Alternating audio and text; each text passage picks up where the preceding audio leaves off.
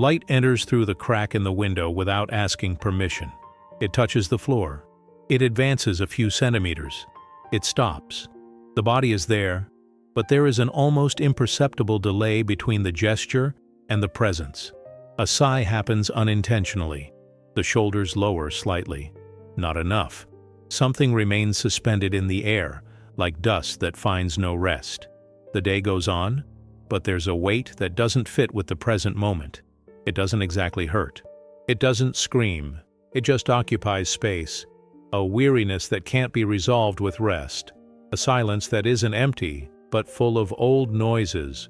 Thoughts arise like automatic reflexes, repeating familiar paths, as if the mind were walking alone through corridors that are all too familiar. There are moments when everything seems to work. The words flow. The tasks are accomplished. The body responds. Yet, something observes from within, with discreet attention, perceiving that the experience is not entirely present. Part of it remains in another time, sustaining dialogues that have already ended, revisiting scenes that did not ask to be returned to. There is no visible drama, only a strange continuity, like soft music playing in a distant room. The inner space narrows when this happens. Breathing becomes shorter, almost polite. The gaze passes over things without truly lingering on them.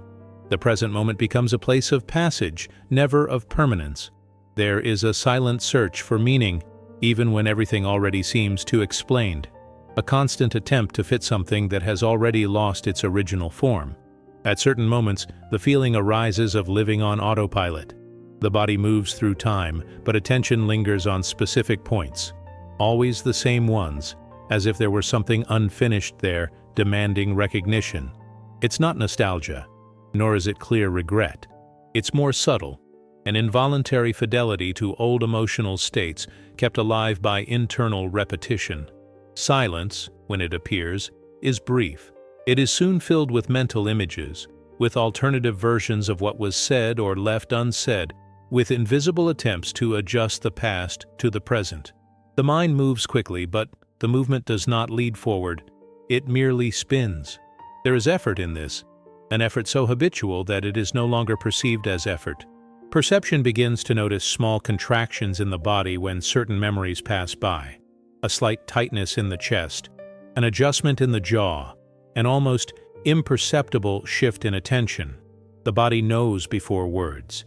It reacts to something that isn't happening here, but which continues to be treated as current. The present observes silently, while another scene occupies the center. There is a strange intimacy with these memories. They arise uninvited, but also without resistance. They are familiar, predictable. Somehow they offer a sense of continuity, even if that continuity costs presence.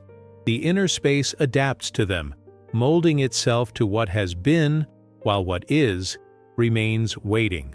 None of this is clearly thought through.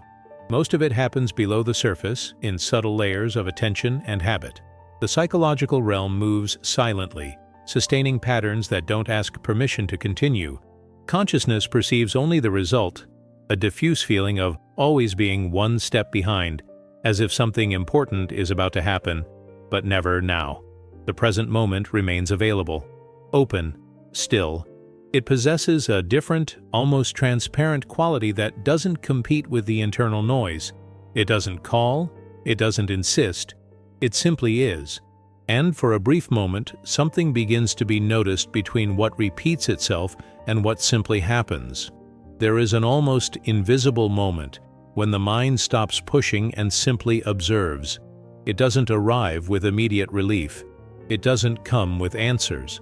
It emerges as an inner space that opens up when attention ceases to argue with what has already happened. In this space, the past still appears, but something changes in how it is received. There is no longer the urgency to correct scenes, nor the impulse to revisit old dialogues. Only the clear perception that it arises and passes. The body perceives it first. Breathing finds a broader rhythm. Muscles don't need to prepare for an attack that doesn't exist. Memory presents itself as an image, a sensation, a fragment, but without the same intensity. It's not rejected, nor is it overly embraced. It is seen.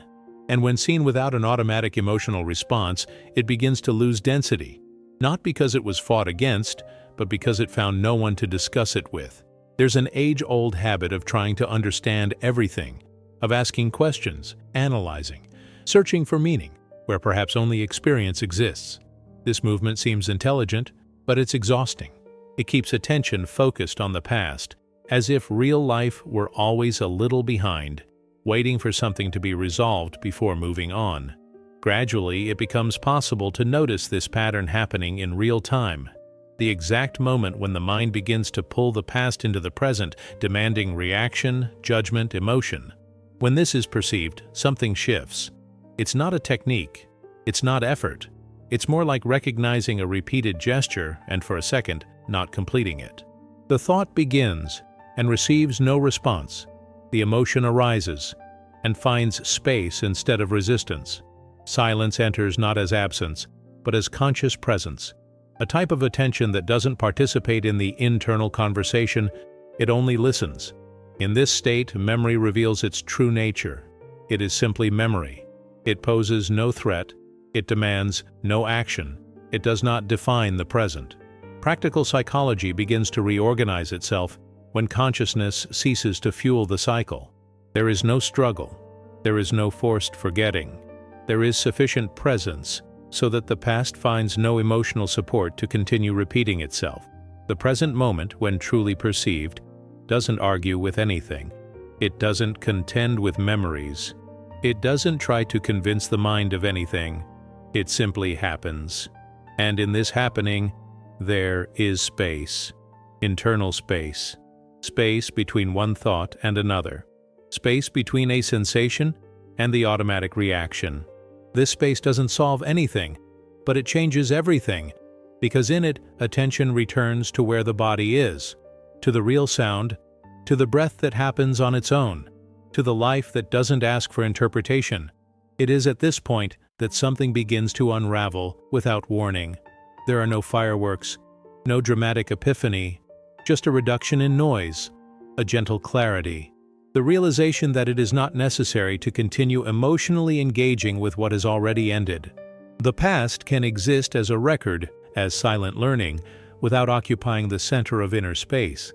It loses power when it ceases to be treated as something that still needs an answer. Consciousness realizes that liberation doesn't come from analysis, but from sustained presence, from a constant, gentle return to the now. Each time a memory arises and finds no reaction, something reconfigures itself. The emotional system learns slowly that there is no danger, that it's not necessary to relive, that it's possible to be here without carrying everything along. And perhaps, as you listen to these words, something similar is happening inside you. Perhaps a small pause has arisen, perhaps a feeling of silent recognition. If this resonated, it's worth observing. It's worth noticing what moves when attention doesn't wander. And if it makes sense, leave a word in the comments that describes what you felt now. It could be presence.